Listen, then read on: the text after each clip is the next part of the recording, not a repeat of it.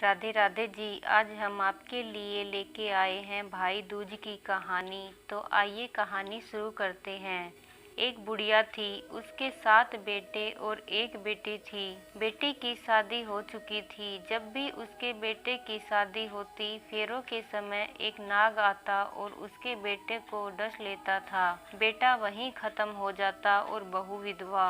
इस तरह उसके 6 बेटे मर गए। 7वें की शादी होनी बाकी थी। इस तरह अपने बेटे के मर जाने के दुख से बुढ़िया रो रो के अंधी हो गई थी। भाई दूज आने को हुई तो भाई ने कहा कि मैं बहन से तिलक कराने जाऊंगा। माँ ने कहा ठीक है। उधर जब बहन को पता चला कि उसका भाई आ रहा है तो वह खुशी से पागल होकर पड़ोसन के गई और पूछने लगी कि जब बहुत प्यारा भाई घर पर आए तो क्या बनाना चाहिए। पड़ोसन उसकी खुशी को देखकर जल भुन गई और कह दिया कि दूध में रसोई लेप, घी में चावल पका। बहन ने ऐसा ही किया। उधर भाई जब बहन के घर जा रहा था तो उसे रास्ते में सांप मिला। सांप उसे डसने को हुआ। भाई बोला, तुम मुझे क्यों डस रहे हो? सांप बोला, मैं तुम्हारा काल हूँ और मुझे तुमको डसना है। भाई बोला, मेरी बहन मेरा इंतजार कर रही है।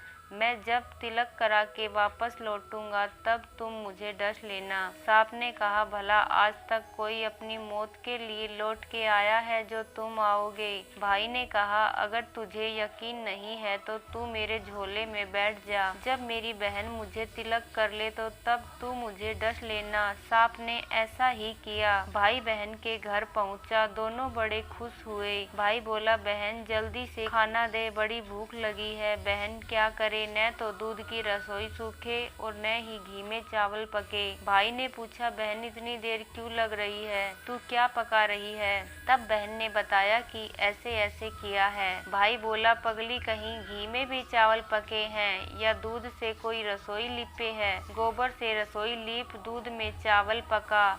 बहन ने ऐसा ही किया। खाना खा के भाई को बहुत जोर से नींद आने लगी। इतने में बहन के बच्चे आ गए। बोले, मामा मामा हमारे लिए क्या लाए हो? भाई बोला, मैं तो कुछ नहीं लाया। बच्चों ने वह झोला ले लिया जिसमें सांप था। जैसे ही उसने खोला उसमें से हीरे का हार निकला। बहन ने कहा, भैया तूने बताया नहीं कि तू मेरे लिए इतना सुंदर हार लाए हो। भाई बोला, बहन तुझे पसंद है तो तू ले ले, मुझे हार का क्या करना है। अगले दिन भाई बोला, अब मुझे जाना है, मेरे लिए खाना रख दे।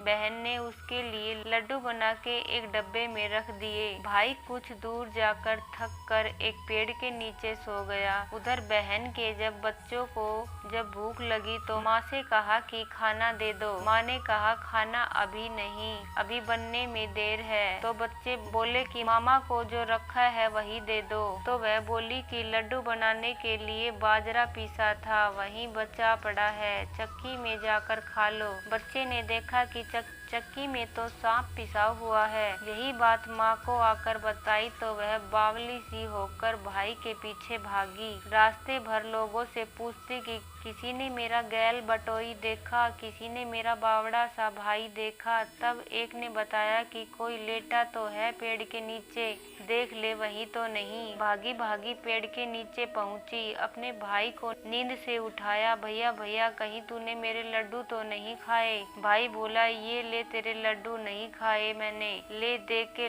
लड्डू ही तो दिए थे। उसके भी पीछे पीछे आ गई। बहन बोली, नहीं भाई तू झूठ बोल रहा है, जरूर तूने खाया है, अब तो मैं तेरे साथ चलूंगी। भाई बोला, तू नहीं मान रही तो चल फिर।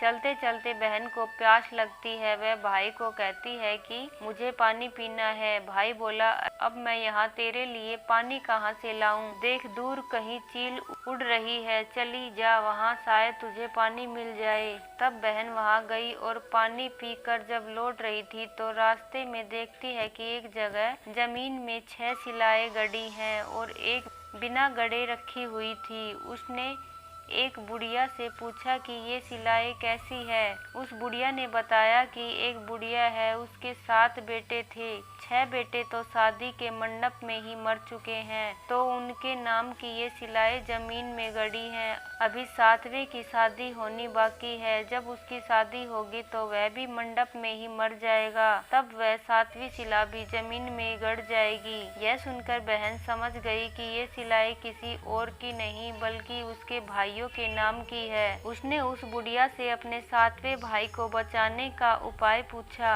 बुढ़िया ने उसे बताया कि वह अपने 7वें भाई को कैसे बचा सकती है। सब जानकर वह वहाँ से अपने बाल खुले करके पागलों की तरह अपने भाई को गालियाँ देती हुई चली। भाई के पास आकर बोलने लगी, तू तो जलेगा, कुटेगा, मरेगा। भाई उसके ऐसे व्यवहार को देखकर चौंक गया, पर उसे कुछ समझ नहीं आया। उसी तरह दोनों बहन भाई माँ के घर पहुँच गए। थोड़े समय के बाद भाई के लिए सगाई आने लगी। उसकी शादी तय हो गई। जब भाई को सेहरा पहनाने लगे तो वह बोली, इससे क्यों सेहरा बंधेगा, सेहरा तो मैं पहनूंगी, ये तो जलेगा, मरेगा। सब लोगों ने परेशान होकर सेहरा बहन को दे दिया। बहन ने देखा कि उसमें कलंगी की जगह सांप का बच्चा था। बहन ने उसे निकाल कर फेंक दिया। अब जब भाई घोड़ी चढ़ने लगा तो बहन फिर बोली, ये घोड़ी पर क्यों चढ़ेगा, घोड़ी पर तो मैं बैठूंगी, ये तो जलेगा, मरेगा, इसकी लाश को चील कौवे खाएंगे। सब लोग बहुत परेशान हुए। सबने उसे घोड़ी पर भी चढ़ने दिया। अब जब बारात चलने को हुई तब बहन बोली, ये क्यों दरवाजे से निकलेगा, ये तो पीछे के रास्ते से जाएगा, दरवाजे से तो मैं निकलूंगी। जब वह दरवाजे के नीचे से जा रही थी तो दरवाजा अचानक गिरने लगा। बहन ने एक ईंट उठाकर अपनी चुनरी में रख ली। दरवाजा वहीं की वहीं रुक गया। सब लोगों को बड़ा अचंभा हुआ। रास्ते में एक जगह बारात रुकी तो भाई को पीपल के पेड़ के नीचे खड़ा कर दिया। बहन कहने लगी, ये क्यों छाव में खड़ा होगा, ये तो धूप में खड़ा होगा, छाव में तो मैं खड़ी होंगी। जैसे ही वह पेड़ के नीचे खड़ी हुई, पेड़ गिरने लगा। बहन ने एक पत्ता तोड़कर अपनी चुनरी में रख लिया। पेड़ वहीं की वहीं रुक गया। अब तो सबको विश्वास हो गया कि ये बावली कोई जादू टोना सीख कर आई है, जो बार बार अपने भाई की रक्षा कर रही है। ऐसे करते करते फेरों का समय आ गया। जब दुल्हन आई तो उसने दुल्हन के कान में कहा, अब तक तो मैंने तेरे पति को बचा लिया, अब तू ही अपने पति को और साथ ही अपने मरे हुए जेठों को बचा सकती है। फेरों के समय एक नाग आया तो जैसे ही दूल्हे को डसने को हुआ, दुल्हन ने उसे एक लोटे में भर के ऊपर से प्लेट से बंद कर दिया। थोड़ी देर बाद नागिन लहर लहर करती आई। दुल्हन से बोली, तू मेरा पति छोड़। दुल्हन बोली, पहले तू मेरा पति छोड़। नागिन ने कहा, ठीक है, मैंने तेरा पति छोड़ा। दुल्हन, ऐसे नहीं, पहले 3 बार बोल। नागिन ने 3 बार बोला, फिर बोली कि अब मेरे पति को छोड़। दुल्हन बोली, एक मेरे पति से क्या होगा, हंसने बोलने के लिए जेठ भी तो होना चाहिए, एक जेठ भी छोड़। नागिन ने जेठ के भी प्राण दिए। फिर दुल्हन ने कहा, एक जेठ से लड़ाई हो गई तो एक और जेठ, वो विदेश चला गया तो तीसरा जेठ भी छोड़।